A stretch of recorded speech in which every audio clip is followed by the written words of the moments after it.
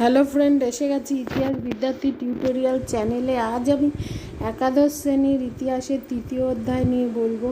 কোশ্চেনটা হচ্ছে, পলিশ বা নগর রাষ্ট্র বলতে কী বোঝো? পলিশ প্রতিষ্ঠার পটভূমি বা কারণ আলোচনা করো।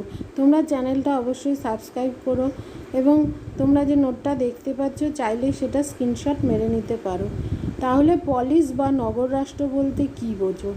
পলিশ বা নগর রাষ্ট্র বলতে আমরা বুঝি খ্রিস্টপূর্ব ৫ম থেকে ৪র্থ শতকে গ্রিসের ইতিহাসে ধ্রুপদী যুগ নামে পরিচিত। এই যুগে গ্রিসে বেশ কিছু ক্ষুদ্র ক্ষুদ্র রাষ্ট্রের পরিপূর্ণ বিকাশ ঘটে। এই সময় পলিশ অর্থাৎ পলিশ বা নগর রাষ্ট্র এটা কি? পলিশ পয়েন্ট গ্রিসের ক্ষুদ্র রাষ্ট্রগুলোর যাবতীয় কাজকর্মে নাগরিকরা প্রত্যক্ষভাবে অংশগ্রহণ করত। এই ক্ষুদ্র রাষ্ট্রগুলিকে গ্রিক ভাষায় পলিশ বলা হতো। প্রাচীন গ্রিক পলিশগুলি ইংরেজিতে সিটি স্টেট এবং বাংলায় নগর রাষ্ট্র নামে পরিচিত। পলিশ বলতে নির্দিষ্ট ক্ষুদ্র ক্ষুদ্র ভূখণ্ডে ঐক্যবদ্ধভাবে কর্মরত একটি জনগোষ্ঠীকে বোঝায়। জনগোষ্ঠী সেই নির্দিষ্ট ভূখণ্ডের কাজকর্মে প্রত্যক্ষভাবে অংশগ্রহণ করত। অ্যারিস্টটল বলেছেন যে মানুষ হলো এক ধরনের প্রাণী যারা পলিশে বসবাস করে। প্রাচীন গ্রিসের ইতিহাসবিদ থুকিডিডিস বলেছেন যে মেন আর দ্য পলিশ। ওয়েদিপাস নাটকের একটি দৃশ্যে বলা হয়েছে, আমি একা নয়, সমগ্র পলিশ শুনেছে। এখানে পলিশ বলতে সেই ভূখণ্ডের সমগ্র জনগোষ্ঠীকেই উল্লেখ করা হয়েছে। স্বাধীন বা সাময়িকভাবে স্বাধীনতা হারানো গ্রিক সম্প্রদায়কে পলিশের সমার্থক বলে মনে করা হতো।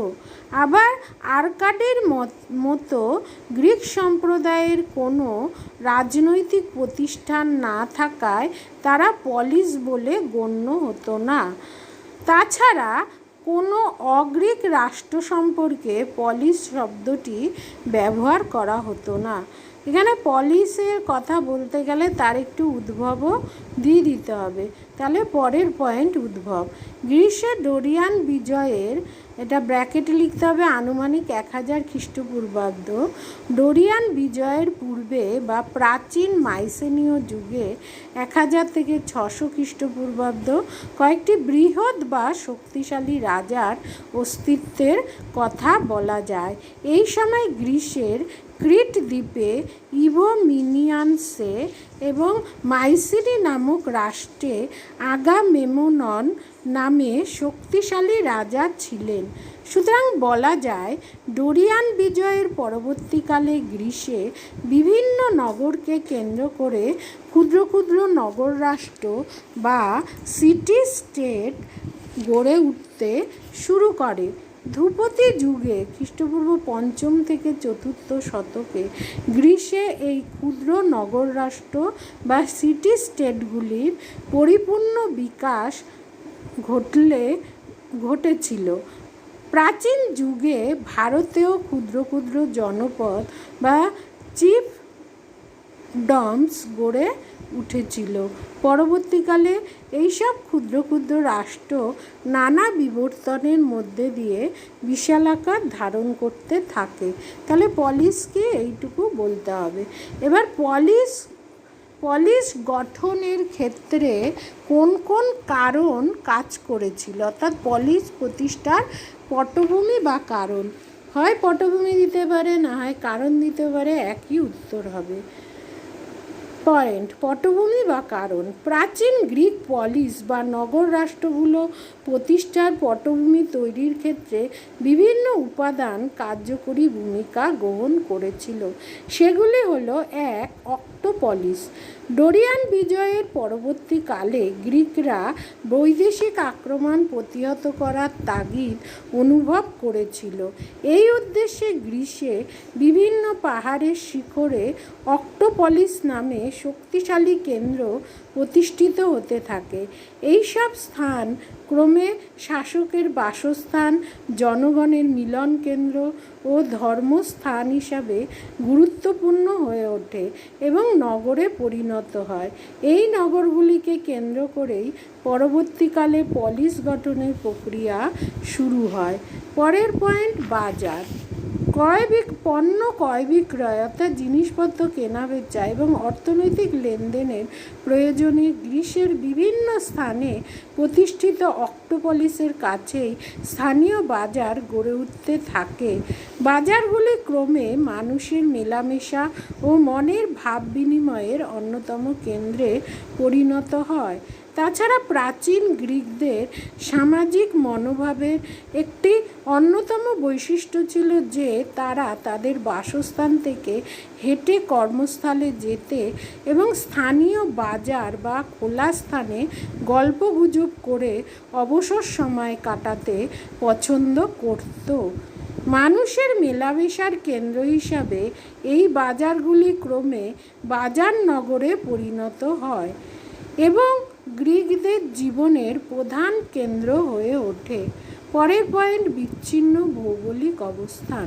প্রাচীন গ্রিসের বিভিন্ন ভৌগোলিক অবস্থান পলিস প্রতিষ্ঠার অন্যতম কারণ বলে কেউ কেউ মনে করেন। তাদের মতে গ্রিসের ভূখণ্ড বিভিন্ন সাগর ও পাহাড় পর্বত দ্বারা বিচ্ছিন্ন ছিল, যোগাযোগ ব্যবস্থাও ছিল অপ্রতুল। এই পরিস্থিতিতে বিভিন্ন বিচ্ছিন্ন ভূখণ্ডে এক একটি স্বাধীন ও স্বশাসিত পলিস গড়ে ওঠে। পরের 4 কি, অর্থনৈতিক বিচ্ছিন্নতা। প্রাচীন গ্রিসের বিভিন্ন ভৌগোলিক অবস্থানের কারণে সেখানে পণ্য চলাচল যথেষ্ট ব্যাহত হয়ে অর্থনৈতিক বিচ্ছিন্নতা সৃষ্টি করেছিল। ফলে প্রতিটি স্থানীয় অঞ্চল হয়ে উঠেছিল অর্থনীতির কেন্দ্র। তাছাড়া গ্রিকদের প্রয়োজনীয় পণ্য সামগ্রী স্থানীয় অঞ্চলেই উৎপাদিত হতো। কবি হোমার ও হেসিয়ডের বর্ণনায় গ্রিসের এই ক্ষুদ্র অঞ্চলে সীমাবদ্ধ গার্হস্থ্য অর্থনীতির উল্লেখ পাওয়া যায়। এইরূপ পরিস্থিতিতে স্থানীয় শাসনাধীন অঞ্চল নিয়ে পলিসগুলি গড়ে ওঠে। পরের পয়েন্ট কি, মানসিকতা। প্রাচীনকালে ক্ষুদ্র ক্ষুদ্র গ্রিক পলিসগুলি গড়ে ওঠার ক্ষেত্রে গ্রিকদের মনোভাব বা মানসিকতা বিশেষভাবে কাজ করেছিল বলে অনেকে মনে করেন। গ্রিকরা প্রতিবেশী পারস্যের মতো বিশালাকার রাষ্ট্রকে পছন্দ করত না। এইরূপ রাষ্ট্রকে তারা বর্বরদের বাসযোগ্য বলে মনে করত। ক্ষুদ্রত্বকে গ্রিকরা রাষ্ট্রের অন্যতম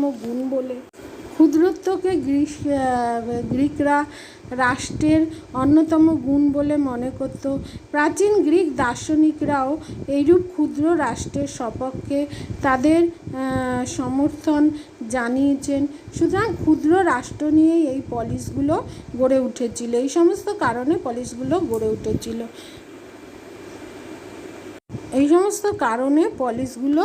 গড়ে উঠেছিল। অর্থাৎ ক্ষুদ্র রাষ্ট্র নিয়ে যে জনগোষ্ঠী, তাই পলিস। আজ আছি, তোমরা অবশ্যই সাবস্ক্রাইব করো। দেখা হচ্ছে পরবর্তী ভিডিওতে। Take care, by.